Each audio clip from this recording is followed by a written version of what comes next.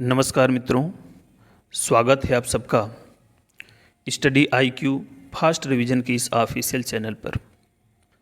मित्रों, आज मैं लेकर हाजिर हूँ वीर बहादुर सिंह पूर्वांचल विश्वविद्यालय के अंतर्गत BA सेकेंड सेमेस्टर प्राचीन इतिहास का कंप्लीट सिलेबस, जिसके अंतर्गत भारत का राजनीतिक इतिहास 600 ईसा पूर्व से 647 ईस्वी तक के कंप्लीट इतिहास का हम 8 यूनिटों में बांटकर सविस्तार अध्ययन करेंगे।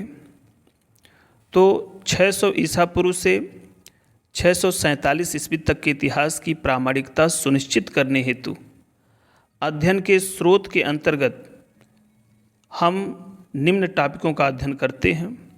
यूनिट फर्स्ट में सबसे पहले अध्ययन के स्रोत, जिसके अंतर्गत साहित्यिक साक्ष्य और उनकी ऐतिहासिकता की सीमा, इसके बाद बौद्ध साहित्य, जैन साहित्य, पौराणिक साहित्य, यात्रा वृत्तांत, अस्थायी साहित्य, पुरातात्विक का अनुसरण, साक्ष्य, पुरालेख और मुद्रा शास्त्रीय साक्ष्य, ये यूनिट फर्स्ट के अंतर्गत हम इन निम्न टॉपिकों का सविस्तार अध्ययन करते हैं। इसके बाद यूनिट सेकेंड के अंतर्गत जो महत्वपूर्ण टॉपिक हैं वह कुछ इस प्रकार हैं। महाजनपदों का विकास, गणतंत्र का उदय, मगध साम्राज्य का उदय, जिसके अंतर्गत हर्यक वंश, शिशुनाग वंश, नंद वंश, ईरानी और यूनानी आक्रमण और उसका प्रभाव, यह यूनिट सेकेंड के अंतर्गत हम इन समस्त टॉपिकों का अध्ययन करते हैं। अगले क्रम में यूनिट 3 के अंतर्गत जो महत्वपूर्ण टॉपिक हैं वह कुछ इस प्रकार हैं। मौर्य साम्राज्य की स्थापना, प्रमुख शासक, जिसके अंतर्गत चंद्रगुप्त मौर्य, बिंदुसार और अशोक का अध्ययन करते हैं। तत्पश्चात मौर्य साम्राज्य के अशोक के पतन के जो उत्तराधिकारी हैं उनका अध्ययन करते हैं। अर्थशास्त्र और इंडिका का अध्ययन करते हैं। अशोक की धम्म नीति का अध्ययन करते हैं। इसके बाद यूनिट 4 के अंतर्गत जो महत्वपूर्ण टॉपिक हैं वह कुछ इस प्रकार हैं।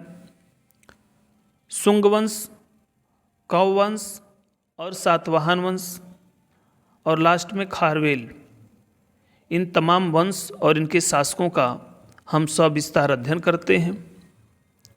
उसके बाद यूनिट 4 के बाद यूनिट 5 आता है। तो यूनिट 5 के अंतर्गत जो महत्वपूर्ण टॉपिक हैं वह कुछ इस प्रकार हैं। भारत में विदेशी आक्रमण, इंडो ग्रीक, शक, पार्थियन और कुषाण, इन समस्त विदेशी आक्रांताओं का अध्ययन हम यूनिट 5 के अंतर्गत करते हैं। तत्पश्चात यूनिट 6 के अंतर्गत जो महत्वपूर्ण टॉपिक हैं वह कुछ इस प्रकार हैं।